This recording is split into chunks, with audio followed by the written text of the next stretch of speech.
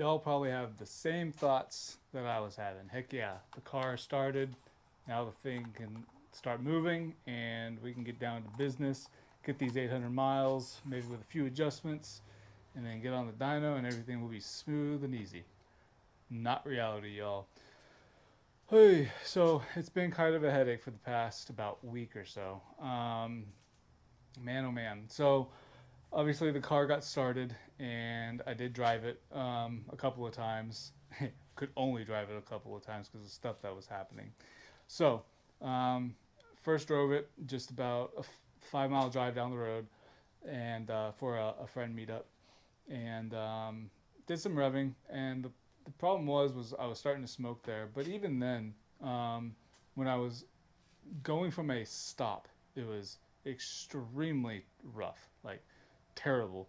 Um, I thought it was just because the engine's brand new and the clutch is brand new, so both of them are really rough. So driving experience ain't gonna be what I would like it to be for the first few miles. Um, the smell of fuel was also absolutely ridiculous. I will admit I was an idiot for the initial startups. Uh, um, I did have a 50% ethanol blend in the car, and thankfully that was just for the start of it. I didn't actually drive on that. I actually, before I drove it on the road, I got it down to 16% ethanol, and currently as it sits, it's at 12. So we're good there. Anyway, I went for that drive, and it was sputtering all over the place. It was smelly. It was horrible. Like just absolutely everything was bad. Um, I was afraid to drive it to the restaurant after the main meeting, and then go into just chill out, eat some food, and then go home after that. Um, and so I just parked it, and I was like, whatever. And then I decided to drive it the next night. Driving it at night because I want to avoid as many complications on the road as I can. I just don't want the car to quit on me in the middle of like some busy hours. So driving it at night is easy. I should say. Well, the next night I drove. I went to go pick up that. I got some pellets for the smoker. Just kind of made up a chore, so I went to go do that. And it was a smooth drive there. And also precursor to that. So I forgot that for whatever reason, I had loosened up the mid pipe to down pipe connection, the V band right there. So I was hearing an exhaust leak. That part of the reason why the car didn't sound nearly as good. You might have picked it up in in the previous video, the first start, but I forgot about that. I was just overly excited that the car was able to start. So I tightened that up. I told the tuner about it, and he's like, "All right, yeah, just send me a log. We'll see if it needs to be adjusted and blah blah blah." So got that. It sounded way better. But drove it to Lowe's. It was a smooth drive out there.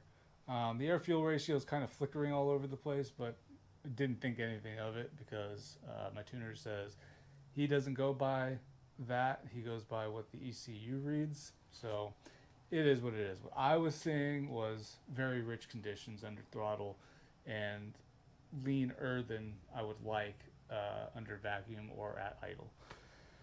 So I drove there, and as soon as I pulled into the parking lot, I got a code, and I was like, "What the heck is that?" So checked the code before I went into the store, and it was a rich condition code. So I was like, "Oh, makes sense why I'm smelling a bunch of fuel."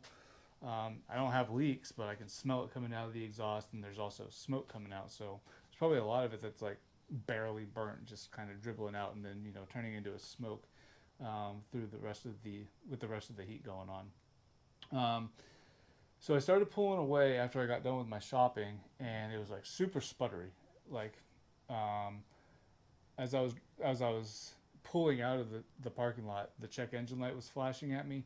Now normally with a misfire code, the for me anyway, my experience with the car is the check engine light would be solid and then the cruise light would flash, and it drove just as normal. You couldn't even tell that there was a misfire going on.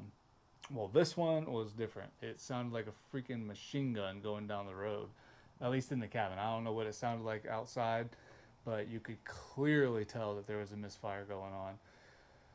So I just kind of tried to limp it home, and I decided instead of taking the main city road home, I'm going to pull off down a road and then go down a less busy main road down back home. So as I was doing that, before I could even get to the light that I would need to turn at to get down to that main road, it was uh, like super sputtery. I did not like the sound of it at all. The check engine light kept flashing for the misfire, so I pulled over and thought resetting the ECU would solve the problem. So I pulled over, reset the ECU, but it was almost impossible to start up back again, and it was kind of stressing me out. Like, thankfully the battery was charging because the alternator's working and whatnot. Finally got it started up, and before I could even fully pull out of the parking lot into the next light, it stalled again. So I had to spend another bit of time trying to restart it. And go figure it, this time it's now starting to rain, so it's kind of like one of those classic movies of dude having trouble with his car and, raining. So anyway, got it started and was limping at home, and it survived quite a while this time, all the way. So there, I have to turn onto a small road to get to my house, about a tenth of a mile away. And unfortunately, well, I'll say half a mile.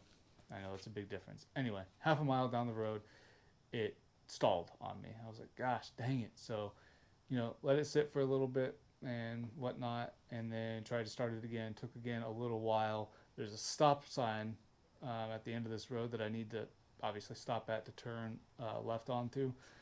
And so I was just hoping that it would not stall. Thankfully, it did not, and I was able to pull up precisely up to my garage before it stalled again. Um, so there's that. So that night, I decided to pull the spark plug. Now, the check engine light that I was getting for a misfire was hinting at cylinder number 3. So I pulled cylinder number 3 spark plug, and wouldn't you know it, here it is. Um, just absolute disaster. Hang on. Absolute disaster, if you can see it all that well. But, it looks cooked. It's burnt. It's terrible. So that was the issue that I was having. And so I was like, I was scared, took a picture of it. I also took a log to the store and back from the store, sent both those logs off to the tuner. And my tuner said, hey man, the logs look fine. The cruising log looks fine and all that jazz. And I was like, it's not what I'm experiencing. So he's like, you have oil on your spark plug, so you have some sort of oil leak going on. And that got me scared because I was like, gosh dang, could that be a valve cover gasket? Is that an oil plug seal gasket? What could it possibly be? So I I was just kind of hypothesizing all day, and then I got home, and I was talking to a couple of friends at the same time. Sorry that the camera keeps going to the side. I'm not concentrating. But I had been talking to some friends and got home, and one of the recommendations I got was, why don't you just run on your old tune? Try that out. And this comes from a guy that has the exact same engine that I do. The only difference is he has the port and polished heads from IAG, which I don't have. Mine are just the stock casting, so and that's the only difference that I have from my old setup as well. Is I had port and polished heads on the old setup, not on this one. So I was like, all right, let me give it a try. Um, I believe I mentioned it, but I did. I got the ethanol content down to 16%. Now it's down to 12, so it's even better. Um, but no hesitation on the old tune to start right up. Already amazing.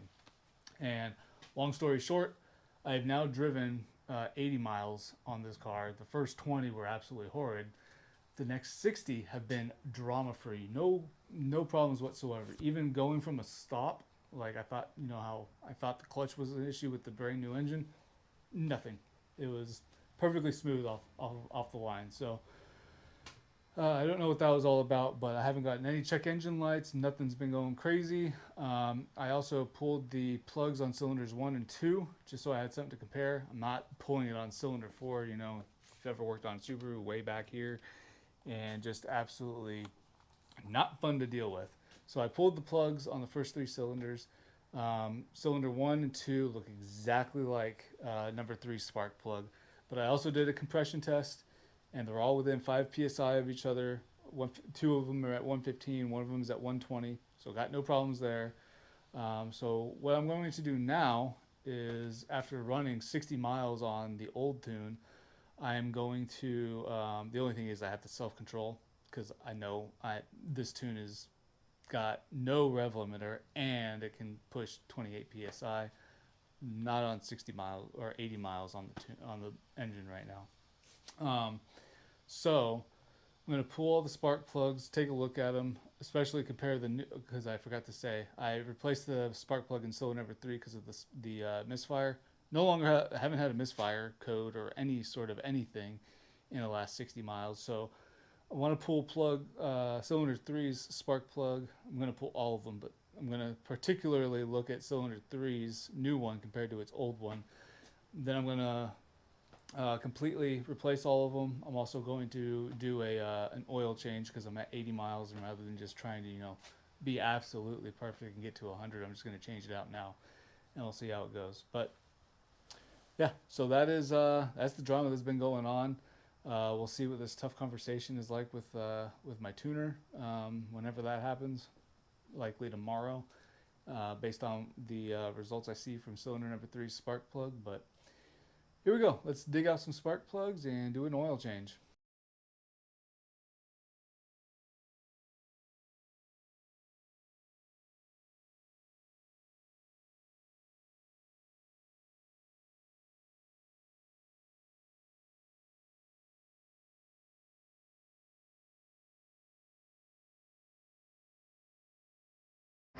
Okay, we just got done pulling out the spark plug. So, using a flashlight, let me show you what's going on. Unchanged, cylinder number 1.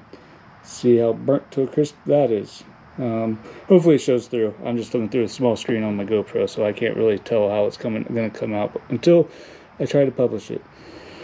Cylinder number 2, also burnt to a crisp, as you can tell. Doesn't look like the threads anymore. It's burnt. Cylinder number 3, 20 miles on the previous tune. Man, that oil is caked on there, isn't it? Yep, pretty darn bad. 60 miles on the old tune. Strangely, it seems that the oiling issue has fixed itself. The oil leak is no longer present. That's weird. That looks like it's burning a lot more safe. Also notice the tip.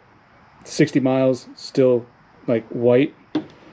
And here, 20 miles, and that tip is solid black, essentially. Terrible. And then cylinder number 4 also clearly has an oil issue. Man, oh man. So, needless to say, I'm going to have a very difficult conversation. It shouldn't even be difficult. It's just telling it matter-of-factly. Like, the evidence proves what you said is not right. It's definitely not an oil leak or something within the head that is causing a misfire situation, or the rich condition. The cylinder itself is causing that. So yeah, I don't know. It ran terribly for 20 miles, and for the last 60, it has been absolutely flawless. So yeah, let's get these spark plugs changed. That was actually the quickest I've ever pulled cylinder number 4. That was wild. And then do an oil change and go take another test drive. All right, guys.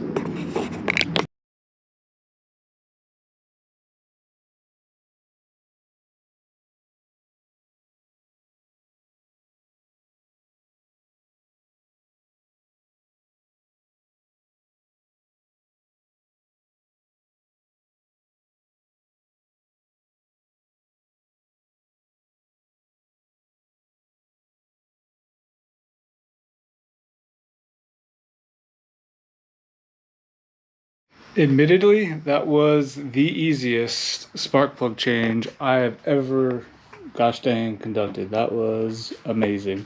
Cylinder 4 I thought was going to be a problem one, but other than me kind of losing where the plug wires were, That was the only issue that I had. The scare that I had, though, holy smokes, I destroyed the magnet on this spark plug thing. So you see that little ring in there? There used to be a magnet right there, and I got scared because I thought I had torn. Like, go figure, it would be cylinder 3 that I was having the problem with. I pulled that out after having tightened tighten the spark plug down, torquing it down, and it had a bunch of metal chips in there, and I was like, what in the world? So I like dug around in the head and I couldn't figure it out, couldn't find the spark plug, but like I couldn't see anything wrong inside the spark plug port, and started pulling stuff out, but it was such big chunks that it could not possibly be the head. And then I also couldn't tell when I was grabbing the head because, you know, when it's magnetized, it just kind of, it almost kind of swivels itself onto the plug itself, onto the head of it. It wasn't doing that. And then the way I found out that it was the magnet after being scared of it was I put the next spark plug in, and I kind of, you know, was walking with it, and I turned the spark plug socket upside down, and the spark plug fell out, and I was like, what the heck was that? So tried to put it back in, and it fell out again. So I went out to the car and got my other one, and I was like, are these spark plugs just dead or what's going on? And lo and behold, the other spark plug socket worked just fine. But yeah, so I lost a magnet in here. That's kind of strange, but it is what it is. I can get another one if I need to. Now it's time for an oil change.